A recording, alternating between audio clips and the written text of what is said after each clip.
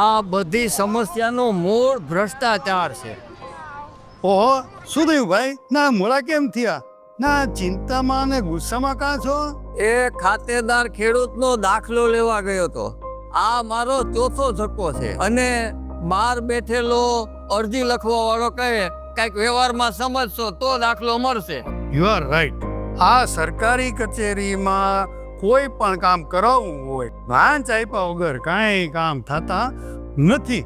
એ બધા અધિકારી કરપ્ટ છે. એને તો ભડાકે દેવા જોઈએ, ભડાકે. તમારી વાત સાથે હું સહમત નથી. સરકારી નોકરી કરતા તમામ અધિકારીઓ કરે પોતા નથી.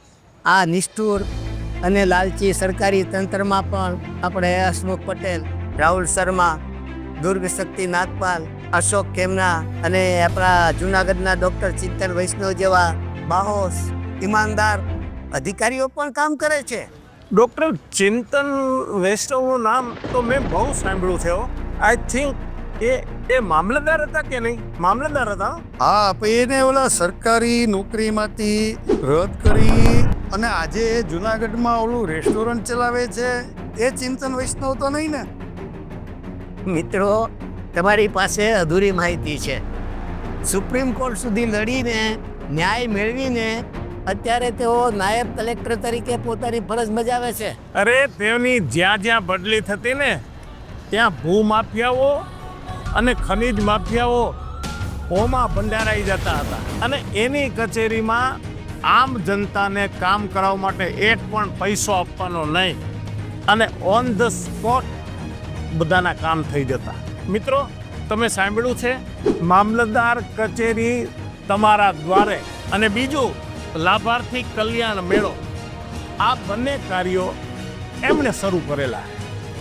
અને આ બંને કાર્યથી એવો એટલા બધા પ્રચલિત થયા, એમની નામના વધી ગઈ. અરે એમની કચેરીમાં કામ કરાવવામાં નહીં લાઈન, નહીં ધર્મનો ધક્કો, નહીં પૈસા અને નહીં કોઈની ભલામણ.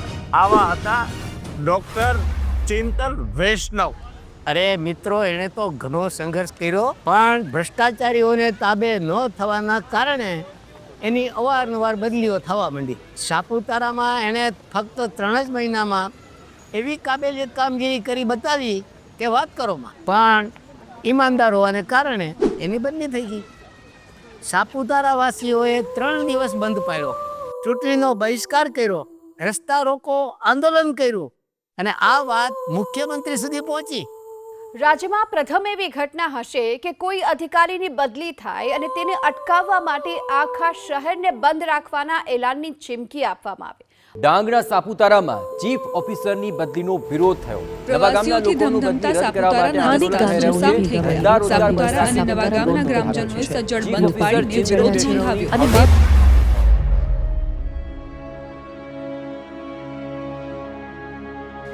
એ એટલા સાચા અધિકારી હતા તો એની બદલી શું કામ થઈ?